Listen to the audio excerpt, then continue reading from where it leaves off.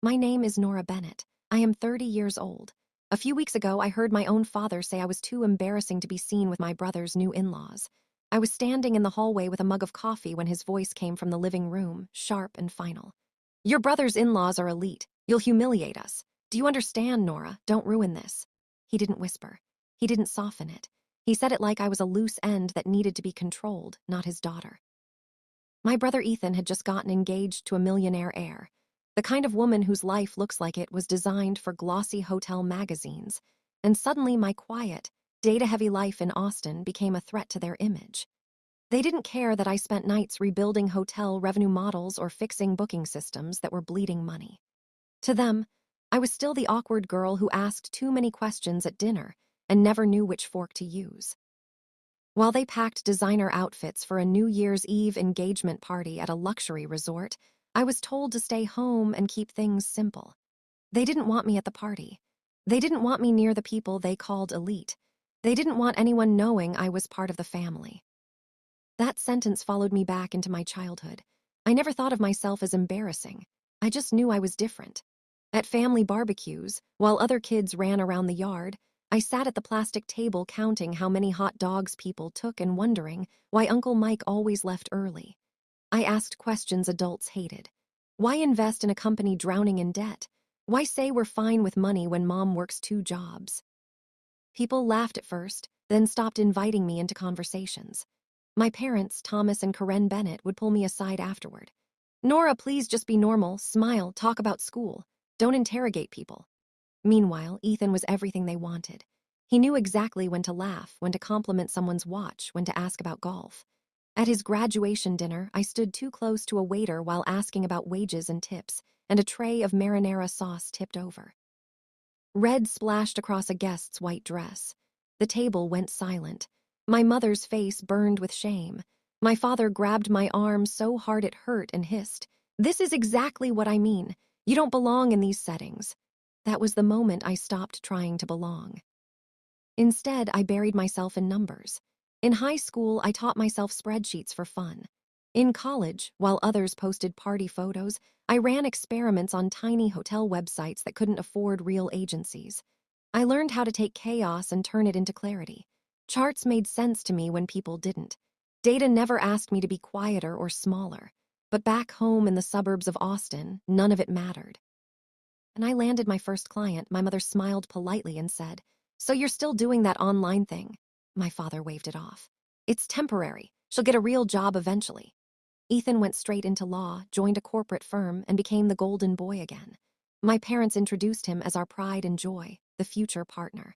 When I showed up to family dinners in jeans after 12-hour workdays, my mother whispered, "Could you at least pretend you're not working from your bedroom?" Something inside me hardened then. If they were never going to see my value in the room, I would build it quietly outside the room. I registered my own consulting business and named it Bennett Analytics. No announcement, no celebration, just paperwork, a simple website, and long nights at my kitchen table. I chose dashboards over dinner tables, data over polite small talk. I started saying no to invitations where I knew I'd be the punchline. While my parents polished Ethan's image, I learned something they had no idea about. In the right hands, numbers could change the fate of entire companies. And while they obsessed over status and optics, I was building leverage. They still thought the world was divided into people who belonged and people who embarrassed them. They didn't realize I was already working inside the very world they were so desperate to impress, just under a name they never bothered to ask about. And the collision between their obsession with appearances and the truth of my work was already moving toward them, quietly, patiently, waiting for the moment it could no longer be ignored. The real shift didn't happen with applause or announcements. It happened on a Tuesday morning when a struggling boutique hotel chain reached out through my website, Harrington and Vale Resorts. They had 6 properties bleeding money, outdated booking systems, and a board that couldn't agree on why profits kept shrinking.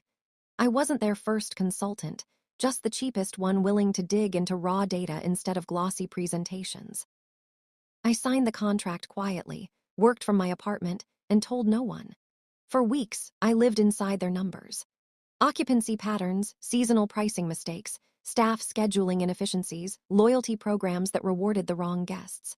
While my parents argued about floral arrangements for Ethan's engagement party, I was mapping out how a single pricing tweak could recover millions annually. When I sent my first report, I expected polite silence. Instead, the CEO called me within an hour. He didn't say hello. He said, "How did you see this when no one else did?" I told him the truth. I listened to the data instead of the noise. From that day on, I was looped into every strategic call. At home, the noise only grew louder. My parents' obsession with the engagement reached a new level. Dinner conversations turned into rehearsals for impressing the Harrington family. My mother practiced smiles in the mirror. My father lectured Ethan about posture and phrasing. When I visited, I sat at the edge of the table, invisible. One evening, my mother finally snapped. "Nora, could you please not talk about work tonight? It makes people uncomfortable." I looked at her and realized she wasn't asking for peace. She was asking me to stay small. So I nodded and stayed quiet, not out of obedience, but strategy. Silence gave me space to observe. Ethan was changing. He laughed less freely, measured every word, and started checking his phone constantly. Pressure was tightening around him, but my parents mistook it for success. They loved that he was stressed. To them, stress meant importance. Meanwhile, Harrington and Vale started recovering. One property broke even for the first time in 2 years. Another exceeded forecasts by 18%. My inbox filled with messages from department heads asking for guidance. They didn't know me as the awkward daughter or the embarrassment. They knew me as the person who fixed what others couldn't. The CEO invited me to a board retreat in New York. I declined politely. Visibility wasn't the goal yet. Control was. Instead, I negotiated a revised contract. Equity options, decision-making authority, non-disclosure clauses that ensured my name stayed off public materials. They agreed without hesitation. At night, I stared at the ceiling, realizing something unsettling. I was becoming powerful in a way my parents would never understand. Not loud power, structural power. The first crack appeared when Ethan called me unexpectedly. His voice was strained. "Do you know anything about Harrington and Vale?" he asked. I paused before answering. "I've heard of them," I said carefully. He exhaled. "They're intense. Leia's family expects perfection. I'm trying to keep up." There it was, fear, not ambition, fear of falling out of favor. I wanted to warn him, to tell him that chasing approval from people who value optics over truth is a losing game. But I didn't. Advice only matters when someone is ready to hear it. Instead, I listened as he talked about prenups, expectations, and how the Harringtons preferred clean narratives. He didn't realize how close he was to the very machinery that ran on my decisions. As winter deepened, my parents finalized plans for a joint family celebration at a Harrington property. Invitations were printed. My name was missing. When I noticed, my mother avoided my eyes. "It's just complicated," she said. My father didn't bother explaining. "You understand how things are," he said. I did understand. They believed belonging was granted by those with money. What they didn't know was that the systems generating that money were already bending around my work. Every rate adjustment, every staffing optimization, every recovery plan bore my fingerprints. And soon, very soon, the world they were trying so desperately to enter would demand my presence, not as an embarrassment, but as an authority they could not ignore. The invitation arrived late, and it wasn't addressed to my parents. It was addressed to me. Harrington and Vale Resorts, embossed in silver, requested my presence at their annual leadership summit in Aspen. Mandatory, according to the CEO's assistant. I stared at the envelope for a long time before opening it, not because I was nervous, but because I understood what it meant. Visibility was no longer optional. The systems I had rebuilt were now central to their operations, and the board wanted to see the person behind the numbers. I booked my flight quietly and didn't mention it at home. My parents were too busy rehearsing conversations for their upcoming stay at the same resort, convinced that proximity to wealth would finally validate them. They talked about Aspen like it was a finish line. To me, it was a boardroom. When I arrived, no one asked who I was related to. They asked what I thought. Executives deferred when I spoke. Department heads took notes. The Harrington matriarch, Evelyn herself, studied me carefully during a breakout session. She didn't smile. She didn't flatter. She asked one question. "If the market turns next year, what breaks first?" I answered without hesitation, laying out 3 pressure points no one else had mentioned. She nodded once, approval without ceremony. Later that evening, the CEO pulled me aside. "They want you formally positioned," he said. "Title, authority, compensation to match." I told him I would consider it. What I actually did was request one condition: full legal autonomy over my frameworks and an equity clause that couldn't be diluted without my consent. He agreed. The paperwork was drafted that night. Back home, the contrast was jarring. My parents' excitement had reached fever pitch. They finally acknowledged me, not with pride, but with convenience. "You're coming to Aspen too, right?" my mother asked casually. "You can help us navigate the place. You're good with logistics." I looked at her and almost laughed. To them, I was still support staff in my own life. Ethan was unraveling. The closer the wedding got, the more pressure mounted. Leia's family wanted everything perfect, every detail aligned with their brand of success. Ethan called me late one night, voice low. "I don't think I fit," he admitted. "They keep correcting me, how I talk, what I wear, even how I stand." I listened, remembering every time I had been told the same thing, just in different words. I wanted to tell him that belonging built on performance is a trap. Instead, I said, "Be careful what you give up to be accepted." He went quiet. Aspen, the paths crossed. My parents recognized the resort lobby, not as guests, but as outsiders waiting to be approved. They stood straighter when Harrington executives passed by, hopping to be noticed. I walked past them without stopping, not out of spite, but focus. I had meetings scheduled back to back. In the main conference hall, my name appeared on the agenda under strategy and revenue architecture. My father saw it before he saw me. His face drained of color. My mother clutched his arm. "Is that Nora?" she whispered. For the first time in my life, I wasn't introduced as someone's daughter or sister. I was introduced as the architect of the turnaround that saved their flagship properties. The room changed when I spoke. Conversations stopped. Questions sharpened. I wasn't loud. I didn't need to be. Authority doesn't shout, it settles. After the session, Evelyn Harrington approached me. "You work quietly," she said. "I respect that." Then she glanced toward my parents, who hovered at a distance, unsure whether they were allowed to exist in my orbit. "Not everyone understands quiet power." She walked away, leaving behind a silence that finally belonged to me. My parents didn't confront me that night. They couldn't. The hierarchy they believed in had inverted itself without asking their permission. And they were just beginning to realize that the world they worshipped had already chosen me over their carefully curated image. The fallout didn't explode immediately. It simmered. My parents avoided direct conversation, choosing instead to pretend nothing had changed. At dinner that evening, my mother commented on the weather, the decor, the elegance of the place, as if the earlier revelation had never happened. My father nodded along, stiff and silent. Ethan barely touched his food. The power shift sat at the table with us, unspoken but undeniable. Later that night, my father finally knocked on my door. Not barged in. Knocked. That alone said everything. "We didn't know," he said. Not an apology, a confession. I met his eyes calmly. "You never asked." He swallowed, struggling to reconcile the daughter he dismissed with the authority he'd witnessed. "You could have told us," he added weakly. I shook my head. "You never listened." There was nothing else to say. Explanations are for people who make room for them. The next morning, the Harringtons hosted a private brunch for senior leadership and select family members. My parents weren't on the list. Ethan was invited as Leia's fiancé. I was invited as a decision-maker. The separation was surgical. At the table, Evelyn Harrington discussed long-term restructuring plans and looked directly at me for confirmation. I gave it. When legal frameworks came up, she deferred again. "Nora will outline the safeguards," she said. My father stood across the room, watching from behind a decorative column, not daring to interrupt. For years, he had believed proximity created importance. Now he understood importance creates proximity. After brunch, Ethan pulled me aside. His voice broke.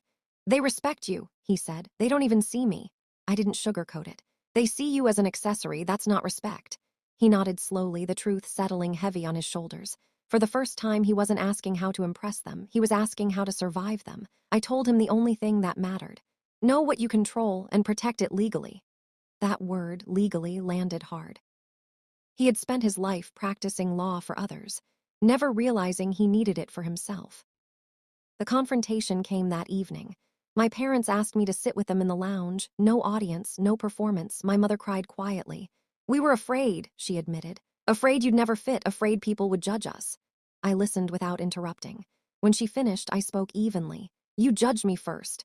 My father tried to argue, to frame it as protection, as guidance. I stopped him. You didn't protect me, you protected your image. Silence followed, not anger, recognition. They finally saw the cost of choosing appearances over truth. I didn't demand apologies. I didn't need them. Accountability isn't about words. It's about acceptance of reality. That night, I signed the final documents. Equity secured, authority defined, legal protections locked in. The next morning, Harrington and Vale announced a new strategic division. My name wasn't hidden anymore. It was formal, public, and irreversible. My parents read the announcement online like everyone else. No spin, no reinterpretation, just facts. The daughter they tried to hide was now contractually embedded in the empire they worshipped. And there was one final step left, not out of revenge, but balance. The system that had excluded me was about to be corrected, not emotionally, but structurally, quietly, permanently. The final correction didn't come through shouting or humiliation. It came through law, signatures, and timing. 2 weeks after Aspen, Harrington and Vale initiated a comprehensive compliance review across all partner firms and family-affiliated entities. Standard procedure, announced publicly. Privately, I designed the framework. Conflict of interest disclosures, compensation transparency, role justification, the kind of structure that rewards contribution and exposes decoration. Ethan's law firm, which handled several Harrington family contracts, fell directly under the review. No accusations, no bias, just documentation.